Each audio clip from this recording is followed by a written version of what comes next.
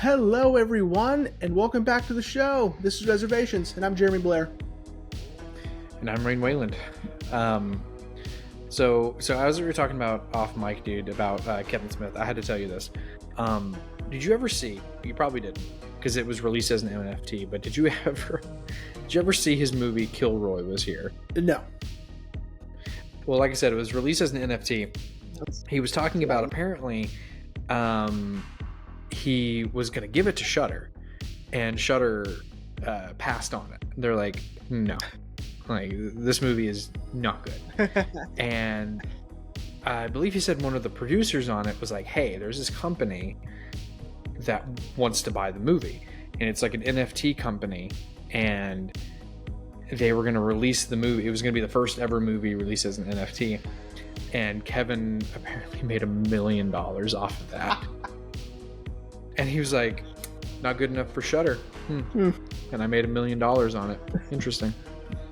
NFTs are bullshit. Don't buy PDFs of things for $1 million, please. Yeah, dude, I don't understand NFTs. I'm glad. I mean, they're obviously still around, but I'm glad like the whole like hype around them has died down. You know, like they've been defunct. It's sort of like they're not worth anything. It's trash. It's garbage. It's stupid. It's whatever. I mean, the guy, I saw an interview because it was surprising because I didn't realize this guy knew anything about that kind of stuff. The guy who plays Jim Gordon in Gotham, the TV show, he was also in the OC. Yeah. Okay. I think it was him.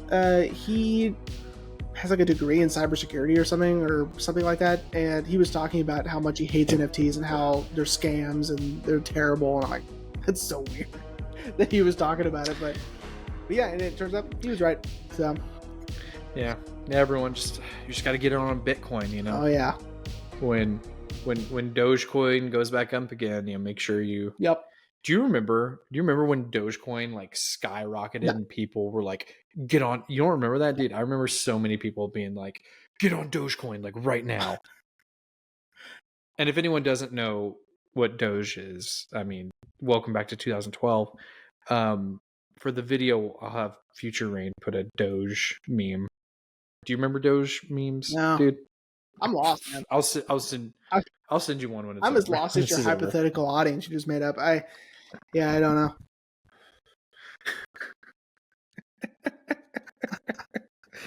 Oh my god. Well, welcome back, everyone. I love our ability to open the show. Last week it was about cereal. Yeah. This week's about fucking digital currency. Oh god. Yeah. Well, with that being said, so Jeremy, what are we talking about today? All right. Today we are talking about Andrei Tarkovsky's 1972 sci-fi film Solaris. Now, is it pronounced Solaris or Solaris? I think it's dealer's choice on that. Okay, yeah, because in my very brief window of research, because here's a little inside baseball. I mean, you knew this, but our audience didn't. I literally watched this movie. I finished it 3 hours ago. So in the very little bit of time I had to research the movie, I was finding videos of people pronouncing it either way. Yeah. So I say Solaris. Some people say Solaris. I don't think it matters. I don't think so either. I don't think either way. Yeah. You're speaking it in English, and that's not the original way anyway, so who cares? I agree. But so Jeremy, what made you? I didn't ask last week, but what made you want to pick this one?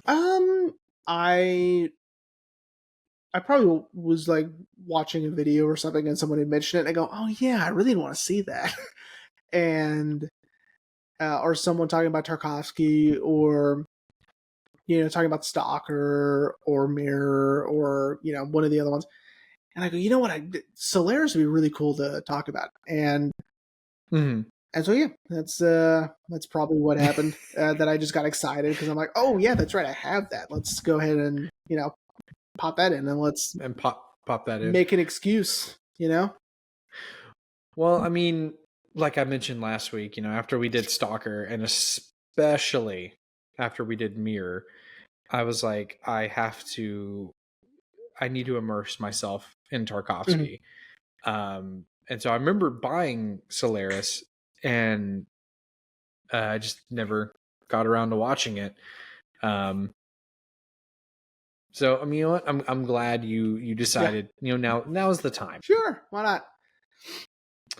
Um, so before we get going, buddy, why don't you hit everyone with the best you can Nice. with that synopsis? Sure.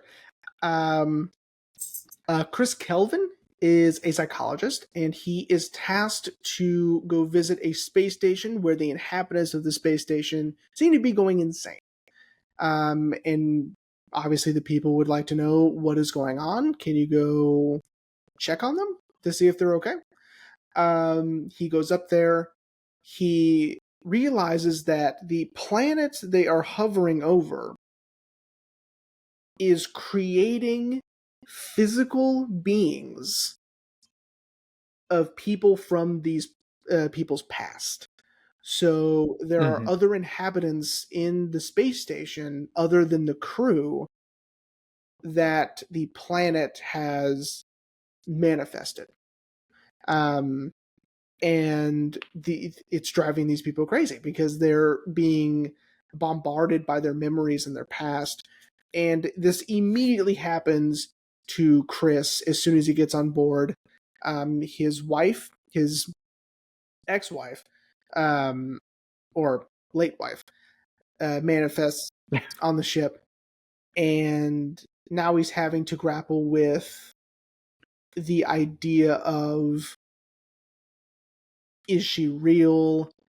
She's real to me, but she's not herself because she is just made up of my memories and of these neutrons. Um, and the film dives into very dense topics of discussion, like what does it mean to exist at all? Um, Mm-hmm. Tarkovsky does a wonderful job in creating these questions and having the audience really think about these things, like what does it mean to exist? What does it mean to be human? What um, what is a memory? Are we anything without our memories? Are we, if we exist and no one else is around, do we exist? Do people around us affect our existence? Things like that nature. So that's Solaris.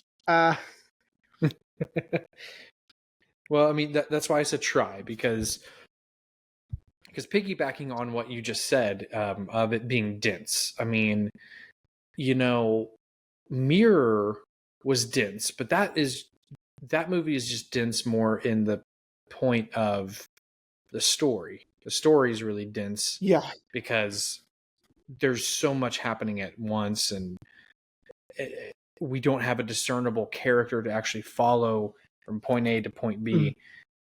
This movie is dense in the questions that Tarkovsky is presenting to the audience Yeah. of humanity, of memory. And I'm going to be honest, it took me a while to catch on to Sure. that, because I was like, Jesus Christ, what is Yeah. happening? Because like I texted you, I didn't realize the movie was almost 3 hours Yeah. long. And it's, I wasn't necessarily complaining about the length, but when I first put it on, I was a little irked by the pacing. Sure. Now that I've finished the movie, of course, I'm like, okay, well, the movie had to be slow. It has to, because Tarkovsky has he's got so much he's got to talk about, and so much he has to showcase to the audience through these characters. And I'm glad you already brought up that, what is our memory. I watched a video before we got started about how the past affects the present, and sort of how the present affects the past, particularly with memory, especially in the present. Trying to remember something that happened in your past, your present affects that memory in some way. And anyway, with that being said, where should we begin? Well, With we can start by just generalizations of the film and the watching experience, because when you first put on Solaris and you're watching it, and going in it's a sci-fi film, I think most people would be very confused by that initially, because they're like, what are you talking about? No, it's not, because this doesn't feel, look, or have any sort of, besides the space station, besides the planet, this isn't really science fiction like I know science fiction to be. Tarkovsky does not like science fiction. It is. I did read that, that he, particularly 2001: A Space Odyssey, he felt like it was focusing too much on the technological side of science fiction rather than the emotional side. Right. He's more interested in the philosophical side, the emotional side, the sort of what ifs, in terms of, from a human perspective. Right. And so he doesn't think that, sci-fi has a lot to say, which of course is completely wrong. And I think making this film, he realized he's wrong, because I think Stalker, he does it again, and it's, perfect, So like when you, watching the movie and he doesn't like science fiction. So when you're watching him just walk through the space station, it's just like, did he even try, to make a space station? Because, and of course what the people are wearing, the scene where they're having the birthday party, there's candelabras.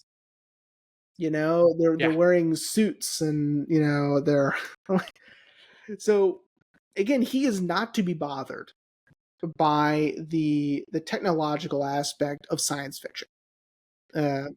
He doesn't care if you can't light candles in a space station in space. He doesn't give a shit about that. He doesn't care that, you probably wouldn't be wearing a mesh tank top and a leather jacket on a space station. Astronauts, don't wear that kind of stuff. He doesn't care. Because that's not the point. What he finds so fascinating about the story is like you were saying, the emotional aspect, the philosophical aspect, the sort of, this is implying this, and let's take our thought process to this direction, and then, what if this, right? He's having these characters talk to each other and having philosophical conversations instead of a stereotypical science fiction, beat or, narrative or whatever. So that's what's fascinating just off the top when you're watching this movie, because it's not at all what you would think of in terms of science fiction. I agree. Especially considering I've watched a lot of science fiction. I've seen, of course, all the Star Wars, but also, I really, it didn't kind of cross my mind that they're not wearing typical, space station garb, like, to use a more modern example, I guess, like the film Life, which I actually never saw. Use a different example. Well, but I've seen clips and I've seen trailers. They're all in, a jumpsuit and Yeah. and stuff like that. It didn't even cross my mind like, oh yeah, they're not in like uniform. Right. Essentially, they're just wearing what they would probably wear on a Tuesday. Mm-hmm. I also really liked that I don't know if Tarkovsky knew or not, but I liked the space station felt lived in, even though it was, disorderly and, and that's disheveled. something that you notice right away, is that it's trashed. I mean, these men have gone insane. Because I mean, I don't know if I would have framed it that way. I would have framed it as they've become very distracted, and distraught by what is happening with these beings that are being materialized in their ship or in the station. I think going insane. I think which they talk about them going crazy. I don't think they're going crazy necessarily. I just think that they're being confronted by their memories, their personalities, what in figuring that out, right? Like figuring out that these people, in quotes, are just made up of the person's memory of them. And now you have to try to figure out, well, especially if it's a loved one, it's like, I love this person and I'm so happy that they're back, or that I'm happy to see them, but they're not really this person. And that this is what Chris is having to deal with. Chris is like almost immediately involved or being affected by the planet, and of course that follows him all the way to the very end. I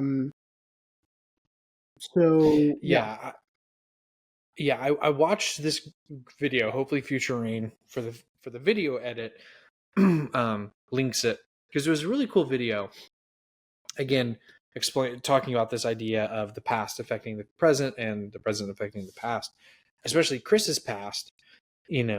Chris, as we see, because I looked up how long it took before he's even on the space station. It's like 45 minutes of him being on Earth. We still have 2 whole hours to go.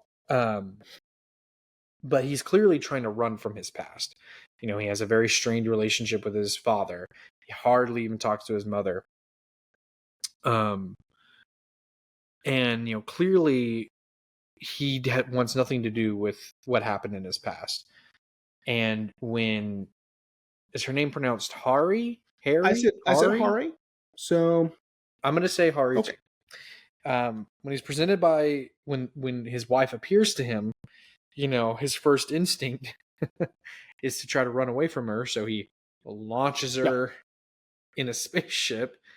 But then when she comes back, this is when he has the idea to face his past, especially when we get the reveal, which I'm not going to say yet, because I'm assuming we're going to get there, because it's one of, in my opinion, 2 really crazy reveals in this movie. He decides to face his past, especially with Hari, and see it as a second chance.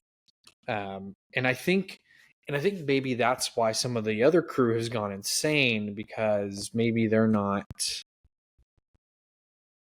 weren't willing to try a second time or see it that way. Maybe. Yeah, maybe. That's a good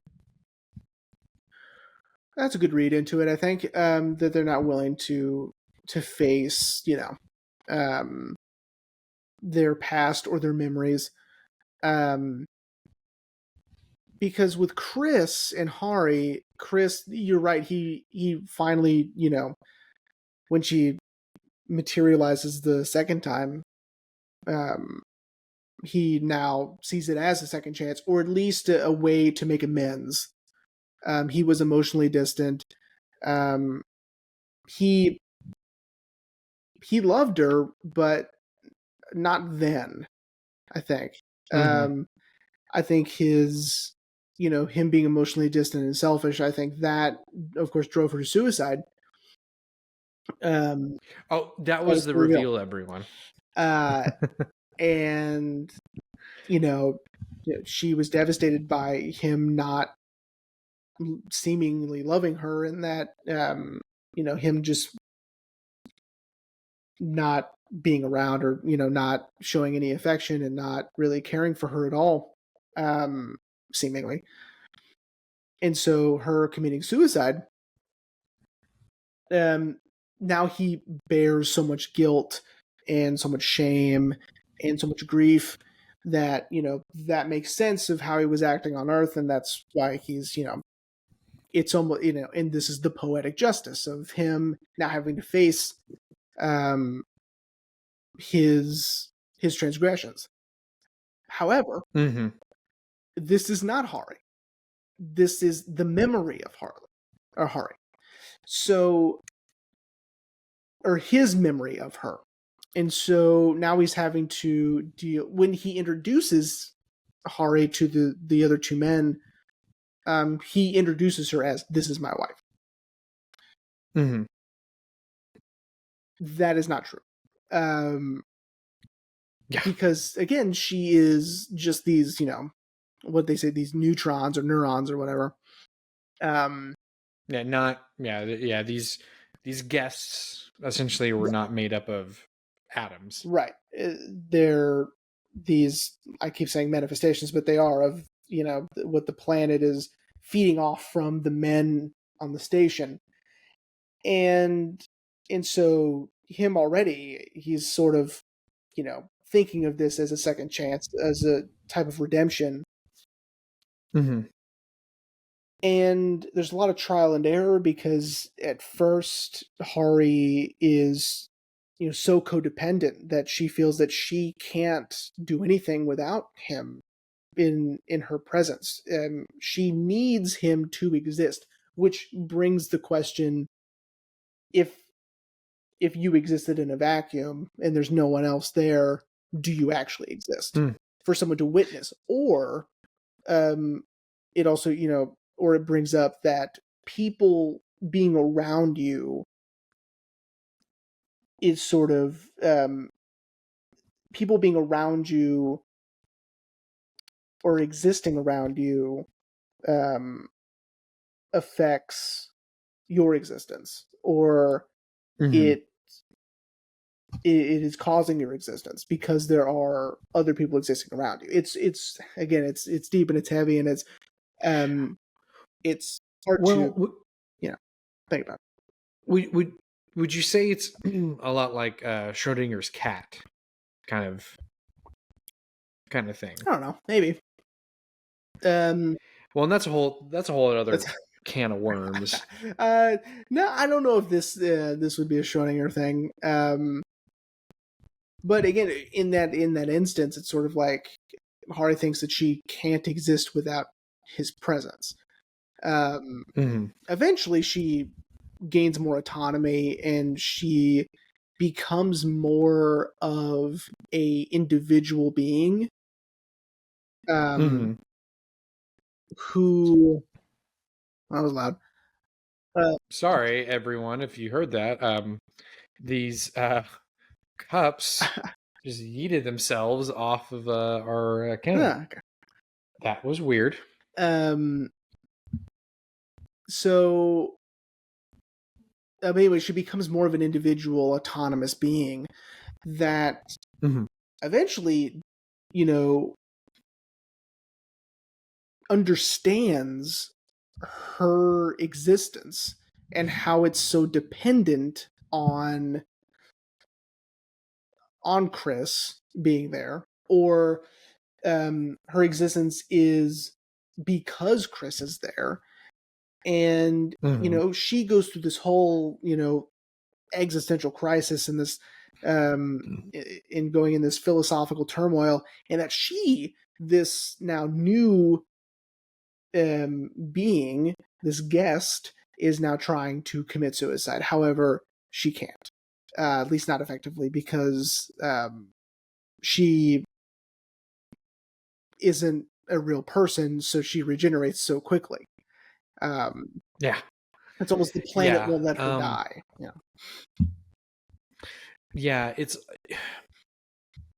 Yeah, because when she starts to become more human and more autonomous, she has some memories, which of course are essentially, to use an earlier episode of the season of Blade Runner, implants. Essentially, she has implants of memories from Chris.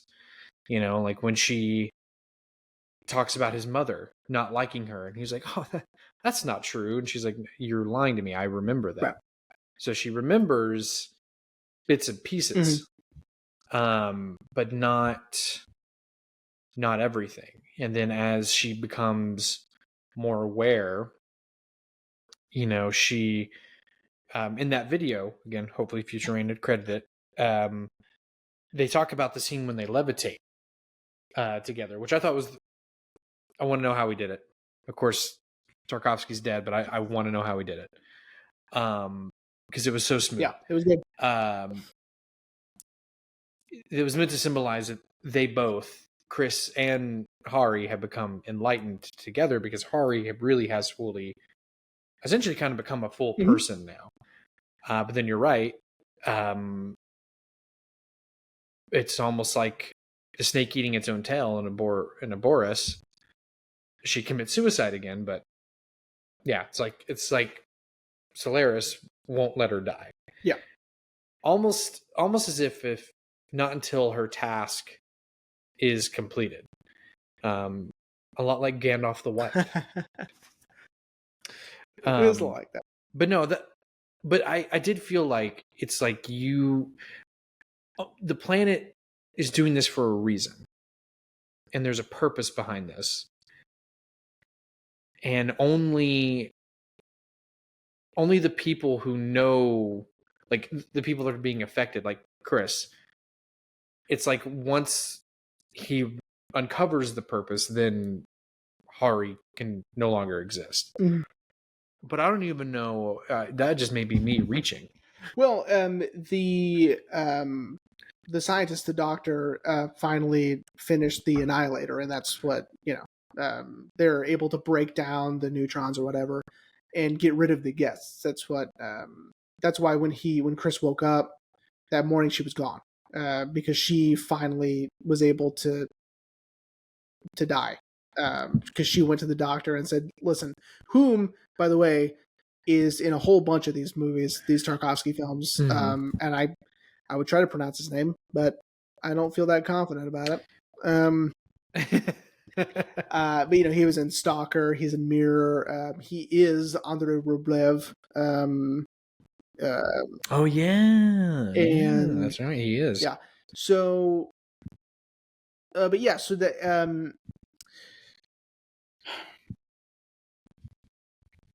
I kind of also wish, I mean, I like that we get most of who these people are, or these, beings are, through Chris and his experience with it. Mm-hmm. I almost wish we get little bits and pieces of hints every now and then of who the other people are and who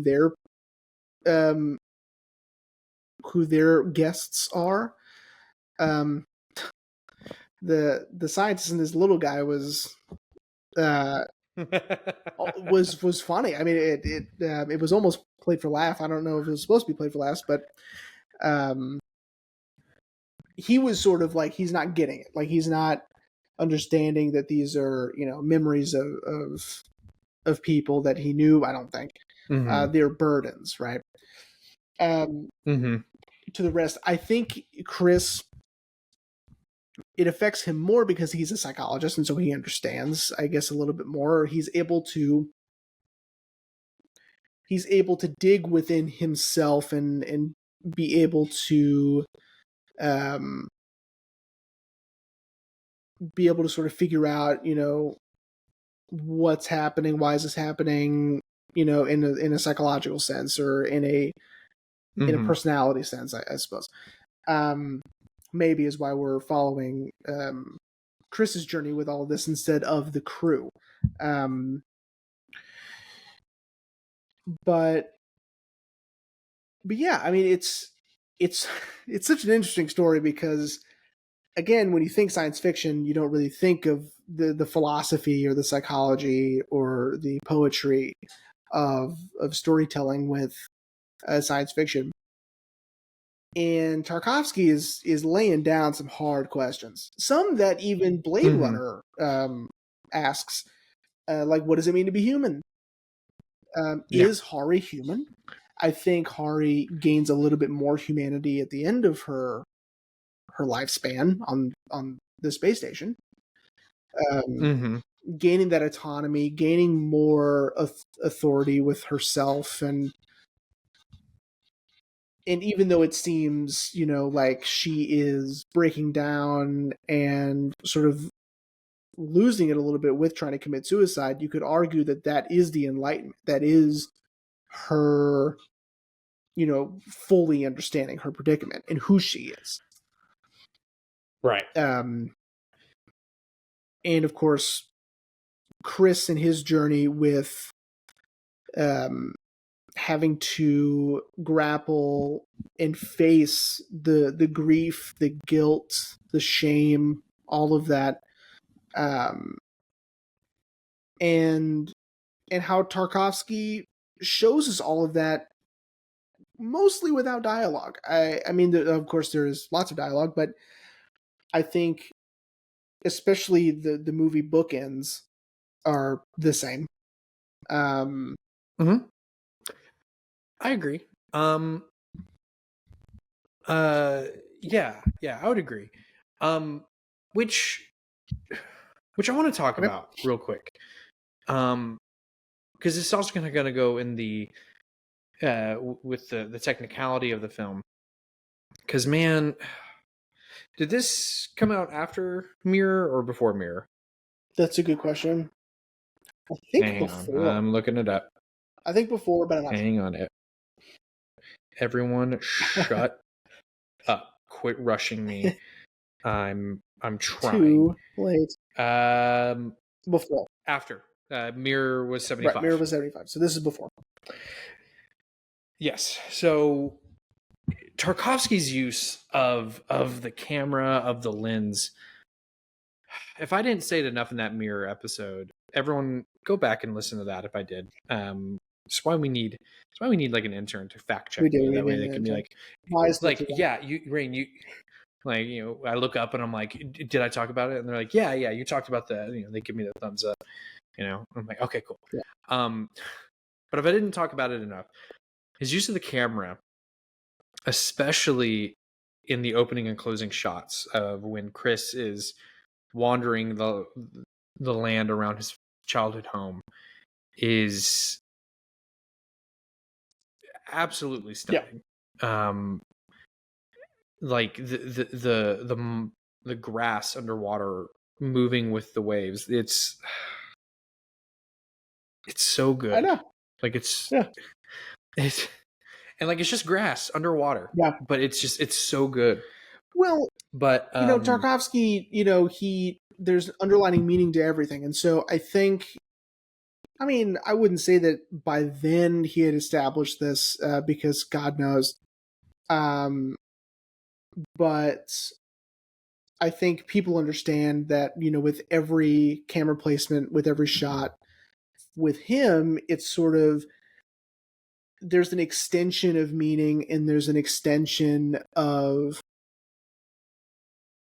artistry and poetry with every shot. And so I think with him especially, he gets away with a lot of that just because it's Tarkovsky and that's just his style.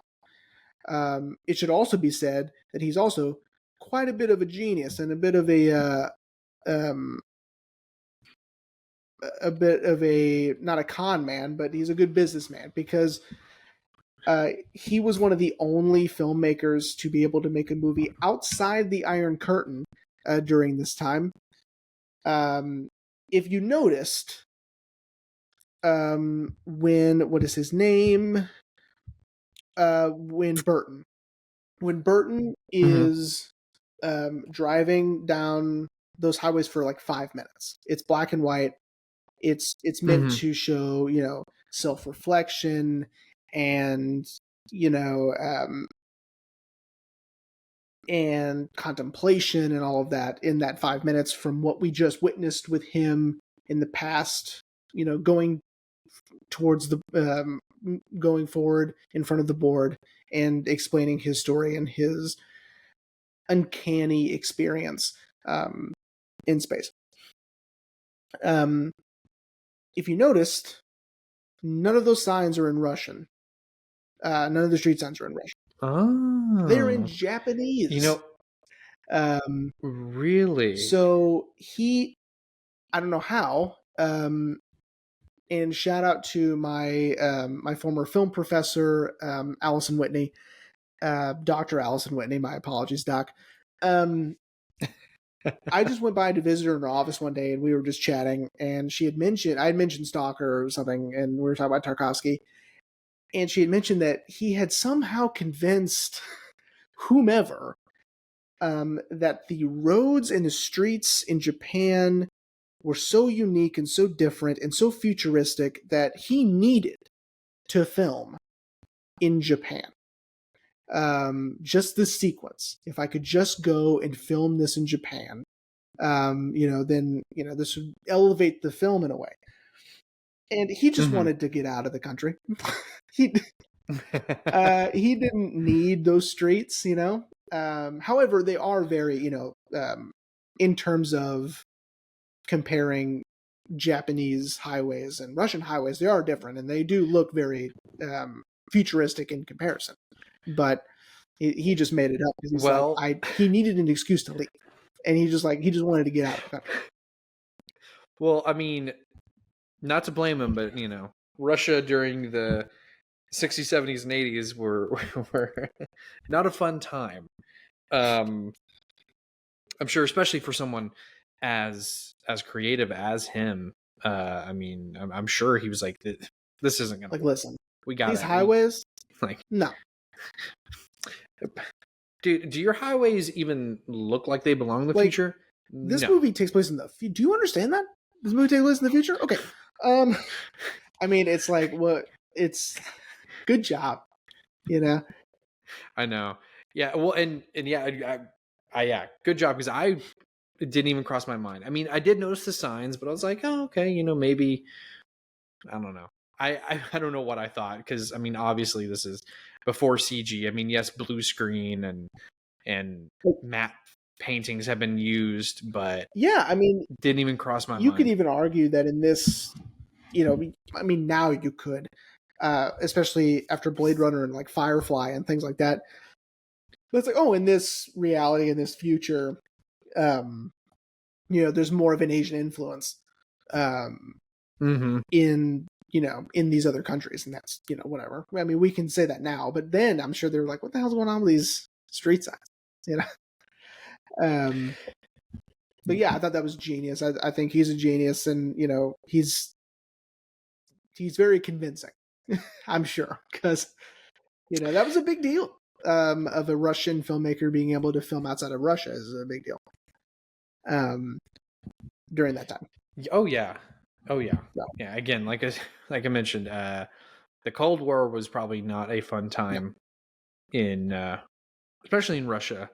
I mean, the history of the Cold War is fascinating and not a fun time for anyone, but I'm sure, especially for people in the Soviet Union. Well, I think about that every time I watch one of his movies, because I'm just like, this is so creative and so, again, poetic and philosophical, and it's so weird that it's a movie made during that time.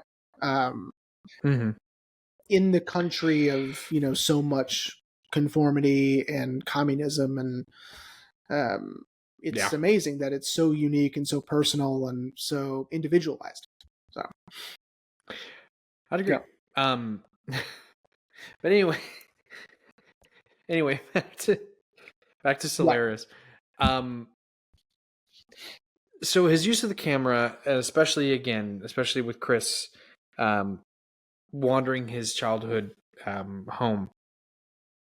The bookend to the movie is so fascinating, and again, a expertly crafted reveal. So if we're kind of continuing with the theme of Chris confronting his Mhm. past, he goes back home because his mission is complete. And he goes back home and he decides to confront his past and embrace his father. But that video I watched said that it's too late because he is still a part of the planet. He's a part of Solaris, which is just an insane reveal to me. Well, I also saw it.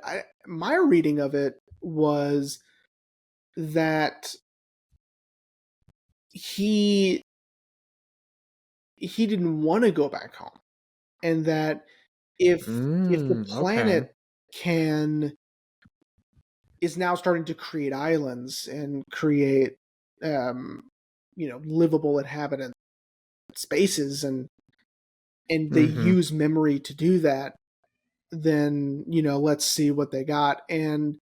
Um and then I also saw it as he feels he doesn't deserve to go back home, and that he deserves to face his past and his memory of everything. um because again, like, this film has a lot of unique imagery, um much of which involves circles and mirrors. And Mm-hmm. so each person, each being, each guest is a mirror to the person that they are connected with. And so, like, this version of Hari is just a mirror for Chris. This is Chris's memory of her. Therefore, this Hari is an extension of Chris himself. And so this island, this I don't know what to call it, this guest home, um, is an extension of Chris and his memory of everything, which is why everything seems a little off. My favorite, piece of sort of uncanniness that they use is it's raining inside. Um, Yeah. and his dad doesn't seem to notice, which I really like. It's my favorite type of surrealism, is just something that we know is so bizarre that is being treated as normal. I love it. Especially, when his dad gets wet from it, his vest is smoking. Yeah, I noticed that. I think I don't think that's an effect. I think either he is very warm, and the water is cold, or vice versa, to make it steam. Hmm. Or he's very cold and the So water is very hot. yeah. Okay, so I want to touch on that real quick. So you think Chris doesn't want to go back to Earth, Yes. or okay, that's interesting. Yeah, Yeah, because I I think it was a kind of conscious saw choice. I that's interesting because I didn't see it that way. I saw it as he thought he was going home. Because like I don't want to chalk it up to, oh, this has all been in his head. I don't want to chalk it up to Right. that. But I definitely think it's in his head that he's back on Earth. Mm-hmm. But then again, with it raining in the house, it does almost seem to notice. Chris almost seems to notice that Mm-hmm. that he notices the rain inside the house. Yeah.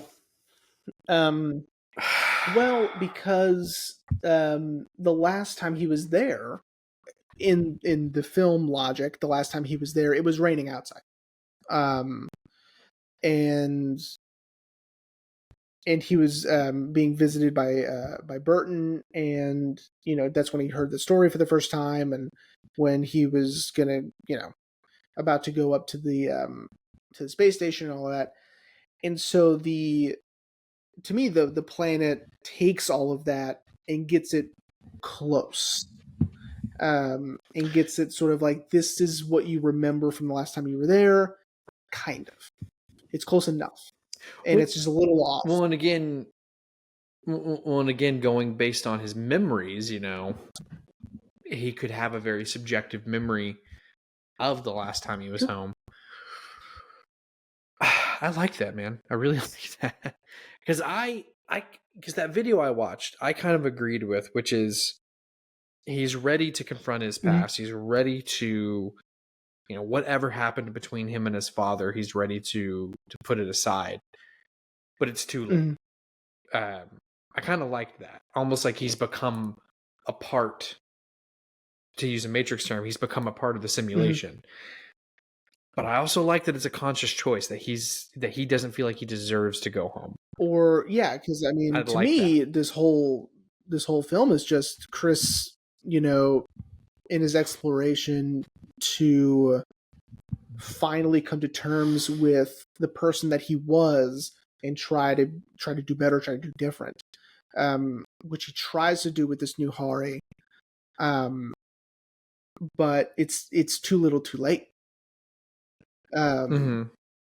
And when he goes to the planet and he sees the new Bizarro house, I really like the imagery of him dropping to his knees, and it holds on that. And the reason it holds on that is because it's a recreation of a famous painting called The Prodigal Son, is what they're doing, as sort of like a tableau. And which of course is very poignant, because he feels that he has been an absentee son, which he has, because he has been, not only was he emotionally distant with Hari, but he's emotionally distant with his father. Yeah. And so this is the prodigal son coming home. He finally understands the error of his ways. However, I think he's gonna, who knows if he'll live the rest of his days there. I don't know that. Do you think maybe it's more of a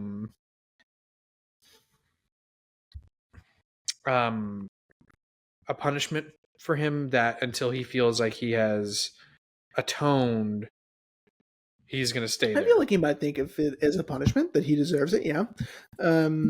Whether or not, whether or not he'll stay there for as long as he feels fit, or if he's going to stay there forever, or just wants to see what his memory of his father and his childhood home is like. Again, maybe he's confronting more of it. He confronted his memory of Hari on the station, so now he wants to confront the memory of his father on the planet itself. Well, like you mentioned, but we haven't really talked about him much. He is a psychologist. Mm-hmm. So this could be an experiment that he's running on himself. Yeah, I like that, man. I really like that this is a conscious decision that he has made to figure this out. That's what yeah. If that's it, that's awesome. Yeah. If not it, I would like it the other way too. If that's not even it, that if it was meant to be like a reveal of an kind of reveal, that that would be cool too. But I really like that theory, that he's willingly choosing to live on this planet that's essentially just a giant ocean. Yeah. To essentially experiment on himself and see if he can remember things. Right. But I really like that theory, dude. I really cool. Yeah, that's really good. Thanks. Yeah, I watched a lot more videos than you did. Uh, Well, and you didn't slack off for this well, episode like I did. watching it this time was difficult-ish. I was watching my daughter, little Maya. I was watching her by myself for the night. Yeah, Haley went to go to a concert, see some friends, and so um, I'm still having to feed her every 2 hours, and so I was doing all of that, and she was fussy, and then she would be, and so I'm watching it, and I'm like, oh man, I'm missing so much, and then I would rewind, and I would whatever, and so it was tough, and so I was like, I need a synopsis. I need to know what if I got it, and so I watched the synopsis, like, oh, okay, I did get most of it, so thank God, right? Uh-huh. And then I delved into other people's theories and other people's analysis and all of that, and I agreed with some, I disagreed with others. I do like the conscious decision one. I don't know if I even saw that anywhere. I'm sure I did. But I really liked that people, mentioned, the mirrors everywhere and the circles everywhere, that, the reason the film starts off with him walking around the house and it ends with him walking around the house is very important, because it comes full circle, yet things have changed. It is that hero's journey. Mm-hmm. And again, the confronting of your past and your memories, and then just the implications of memories making who you are, existence being this sort of thing that is up for interpretation, which again, Blade Runner also does this. So Blade Runner has a lot to thank for Solaris, because I think that without Solaris, Blade Runner's not asking these questions. But maybe, I mean, who knows? But yeah, I think this movie is phenomenal, and it's very dense and very deep. And if you have the time and the patience, I definitely recommend watching. I agree. Yeah, because like I said, kind of at the top of the show, that it is slow. The story is very slow paced. When Chris is burning all that stuff from his past, I was like, oh, we have to be like, I don't know, halfway through the movie, and I'm like, oh my god, we're only 45 minutes in, Mm-hmm. and we still have 2 hours to go. Yeah. But again, like I said, there's a reason it needs to be slow. Mm-hmm. I feel like if Tarkovsky rushed the pacing, I feel like it wouldn't have been as impactful, to learn these things, or to really understand what he was trying to say, My cat's going nuts. And also, like we were talking about earlier today, that when Steven Soderbergh remade it, he cut it in half. Yeah, the his version of Solaris is, I think, only like an hour and 40 minutes. Like, it's not long at all. And I mean, it asks similar questions, but again, it's not as poetic. It's not as, stylized. It's not. It's good. It's basically like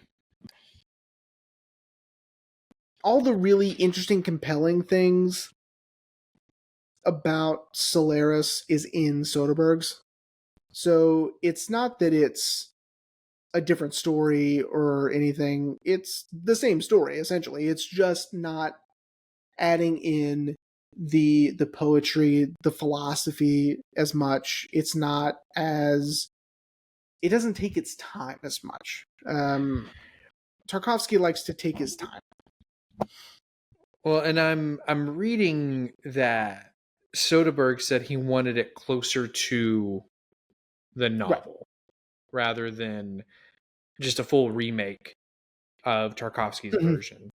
That sounds bad. Which seems very Soderbergh. Yeah. And yeah, it's 99 Yep, minutes. there you go. Yeah. Well, with that being said, buddy, are you ready to wrap up? I think so. Yeah. Wow, I thought we were going to struggle more with this, but I mean, it's like, it's all just theories, and it's all just analysis and in sort of what ifs and thought experiments. So, what more could you say? And as we learned with Mirror, that's definitely something Tarkovsky loves to do. Big time. Loves to really get everyone in like this area of just letting it be thought provoking, so you can form your own opinions. Right. Yeah. And I'm excited. So, like, I mean, soon we'll have to do like Andrei Rublev, or we'll have to do Ivan's Childhood. Yeah. Nostalgia, The Sacrifice. I mean, we still have more to go. So, yeah. Well, buddy, are you ready to hear what we're going to talk about next week? I can't wait. Because I'm going to be honest, I had a hard time trying to figure out what we're going to do to follow this. I was going to give you a choice, like all day. I was like, I'm going to give them a choice. We're going to do it. Fuck it. We're going to do it live. Yeah. But I was like, no, I should have it just geared up and ready to go. So with the help of my wife and Siri, we ultimately landed on one. So next week we are talking about, let me get it back up, the 1995 psychological horror film Safe. Cool. I have never seen this movie. I do know that it's very allegorical, and I want to see it so badly because I love Julianne Moore, and I don't think I've ever seen any of Todd Hayes' films. Let me see. One moment. So Safe. I've seen Safe. I don't remember much about it. It was so long ago, and yeah, I don't remember anything. That's so weird that I don't remember anything. Todd Hayes. We'll be doing another Todd Hayes this season anyway, so you'll get 2. That's exciting. Really? Yeah. He did a very cool, interesting take on a Bob Dylan biopic. Yeah. That we'll be doing later this season. Yes, Safe. That's exciting. Yeah, I'm really excited for it, man. It's come up so many times in so many, Criterion in the closets, film studies, and it's really just piqued my interest. And I remember watching an In the Closet with, hang on, let me pull it up, with one of the actors Todd Hayes just worked with for May December. Charles Melton.